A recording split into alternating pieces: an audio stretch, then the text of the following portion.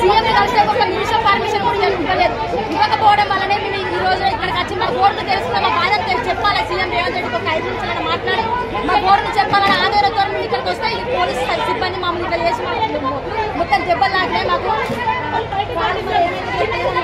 ఆమె అయితే చైన్ అయిపోయింది, ఆమె చేతుల్లోనే ఉన్నది. మమ్మల్ని ఇలా నిరుద్యోగ కళాకారులు మేము గోసి కట్టది, గొంగడ వేయాలి, ఆటలు గచ్చగట్టది, చేయని ప్రోగ్రాం లేదు సార్. ప్రతి ప్రోగ్రాం చేసి ఊరు తిరిగి మా గోడను మా గోసలు చెప్పుకుంటే మా నిరుద్యోగ కళాకారులకు ఇలాంటి పరిస్థితి ఎదురైంది సార్. మీడియా వాళ్ళు మరి మీరు మీడియా ద్వారా ఈ ప్రపంచానికి తెలియపరచాలని మా నిరుద్యోగం మేము కూడా నిరుద్యోగ కళాకారులు ఉన్నాము. అసలైన కళాకారులు ఆ రోజు సారథిలో జాబులు ఇచ్చింది. మరి ఆ జాబులు ఎట్లా పోయినాయో ఏం కదో మాకు తెలియదు. అసలు మేము ఆ రోజు నుంచి ఈ రోజు దాకా మాది ఇదే పోరు, ఇదే కొట్లాట. కనీసం మమ్మల్ని గుర్తించండి సార్ రేవంత్ రెడ్డి గారు. మా నిరుద్యోగ కళాకారులకు కనీసం 1000 ఉద్యోగాలు ఇప్పించి మా నిరుద్యోగ కళాకారులను గుర్తించాలని కోరుకుంటూ నా మనవి మీ ముందు మీ కాలంలో చూస్తున్నాను సార్.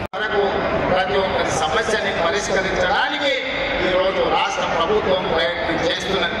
అందుకే ఆనాడు ధనిక రాష్ట్రంగా చంద్రశేఖరరావు గారికి అప్పచెప్పినాం.